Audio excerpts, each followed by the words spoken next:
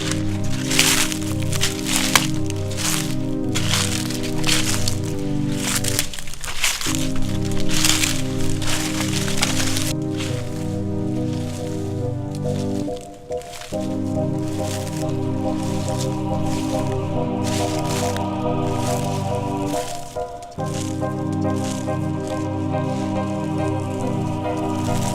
caça às bruxas foi uma perseguição religiosa que aconteceu em muitos países da Europa.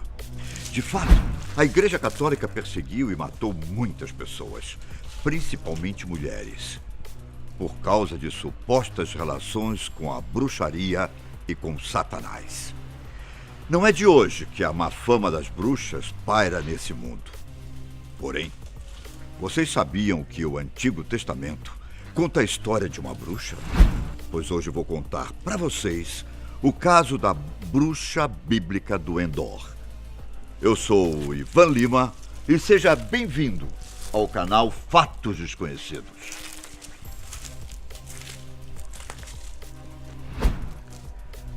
Antes de ir direto ao assunto, eu gostaria de fazer um questionamento. Para você, o que é uma bruxa? No imaginário popular, as bruxas são mulheres antiquadas, com um nariz grande, que têm envolvimento com magia negra. No mundo antigo, estudiosos determinam que o termo usado para denotar bruxa e feitiçaria eram ambos masculinos e femininos. Durante a formação da Igreja Cristã, por exemplo, Simão, o mago, foi um personagem bíblico com quem o apóstolo Pedro travou polêmica em Samaria e que era considerado um bruxo. Mas com o passar do tempo, principalmente nos séculos XVI e XVII, a feitiçaria era frequentemente associada às mulheres. Entretanto, existe um caso de uma bruxa muito mais antigo do que a Igreja Católica e que, inclusive, é contado no Antigo Testamento. Estou falando da bruxa de Endor. A lenda dessa bruxa conta que ela era uma espécie de médium que aparentemente teve contato com o profeta Samuel. Muito conhecida no Antigo Testamento, com o passar do tempo, essa bruxa acabou fazendo parte de outras tradições, sendo muito importante no judaísmo, no cristianismo e em outras religiões consideradas pagãs. Mas antes de aprofundarmos na história da bruxa de Endor, quero fazer uma pergunta. Você já ouviu falar em necromancia? Para quem não sabe, necromancia é a prática de adivinhação do futuro, ao fazer comunicação com os mortos. Considerado uma categoria de arte negra, a necromancia é muito usada por bruxas, magos, ocultistas e adivinhos. Esse ritual se baseia em convocar um espírito de uma pessoa que já morreu e fazer perguntas sobre acontecimentos futuros. Para fazer esse contato, a pessoa precisa de ajuda de espíritos poderosos, tanto para fazer a proteção, quanto para obrigar o espírito a fazer o que ela quer. São precisos 9 dias de observações antes do ritual acontecer.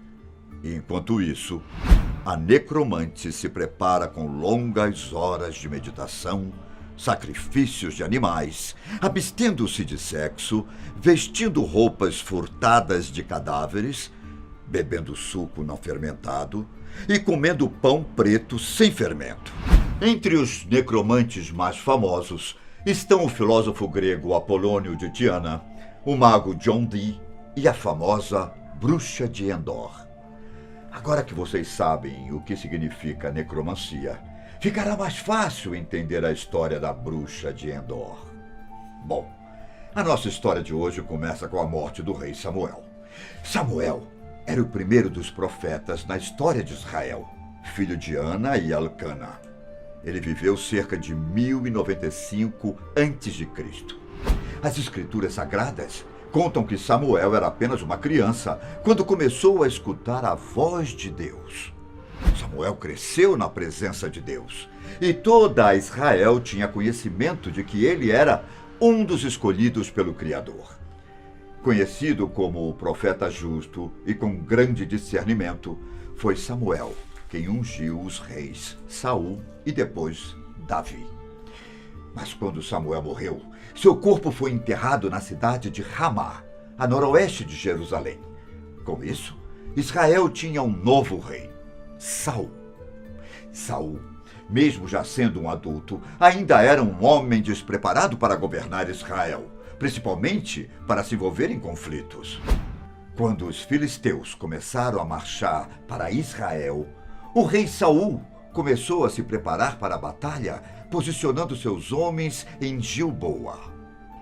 Mas quando Saul viu o tamanho do exército do seu adversário, seu coração tremeu e o medo tomou conta do rei de Israel.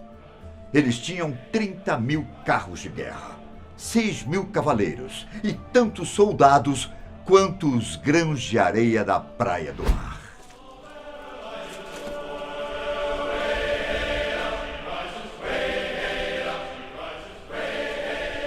Saul, então, buscou o conselho de Deus.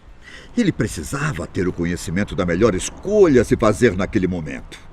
A resposta de Deus não veio, nem por sonho e nem por profetas. Deus estava em silêncio e Saul em desespero.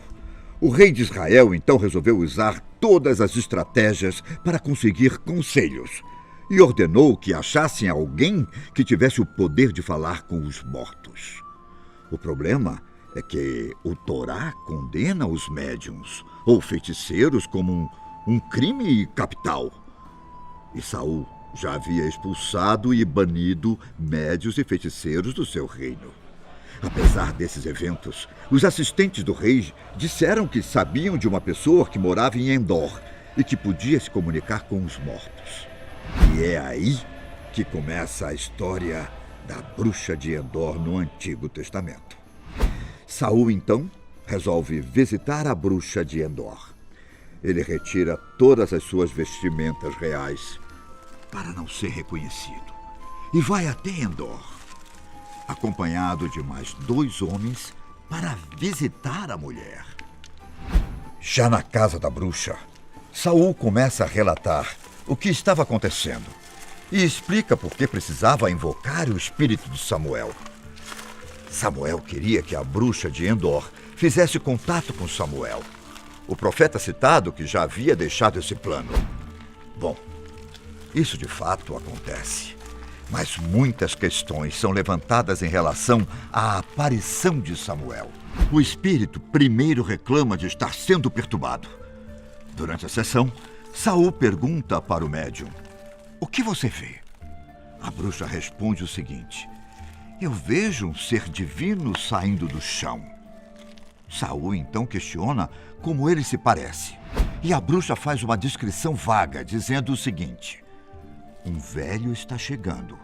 Ele está envolto em um manto." Como Saul estava completamente desesperado por conselhos divinos, ele rapidamente demonstra isso para Samuel, mostrando que estava convencido de que seu espírito realmente estava presente naquele lugar. De certa forma, a texto bíblico tenta fazer com que nós acreditemos que a mulher realmente evocou o espírito de Samuel. Porém, muitos religiosos questionam como Deus poderia permitir que um profeta manifesta-se através de uma bruxa. Existe a possibilidade de entendermos de outra maneira. Uma explicação para isso é que Deus interveio nessa situação para que Samuel aparecesse. Seja ela apenas uma ilusão ou o verdadeiro espírito do profeta morto. Suas palavras são precisas, mas não exatamente o que Saul queria escutar. O espírito de Samuel diz que o exército israelita será vencido na próxima batalha e que ele e seus filhos vão morrer no dia seguinte. Saul ficou acabado com as palavras ditas por Samuel. Ele se jogou no chão. Estava sem forças, pois tinha passado o último dia sem comer nada. A bruxa de Endor viu o estado deplorável de Saul e como ele se encontrava, e disse o seguinte: "Olha, tua serva te obedeceu. Arrisquei minha vida e fiz o que me ordenaste. Agora, por favor, ouve tua serva e come um pouco para que tenhas forças para seguir teu caminho. Saul se recusou a comer, mas seus homens insistiram e ele os atendeu. A bruxa de Endor matou um bezerro gordo que fazia em casa e fez um pão sem fermento. Os alimentos foram servidos a Saul e depois da refeição, eles partiram da casa da bruxa. O fim de Saul. Existem duas versões sobre a morte do rei de Israel. Uma diz que ele se matou usando sua própria espada. A outra diz que Saul foi morto por uma amalequita. A versão mais confiável diz que Saul realmente tirou sua vida, sendo uma tentativa de usurpar a soberania de Deus sobre a vida humana.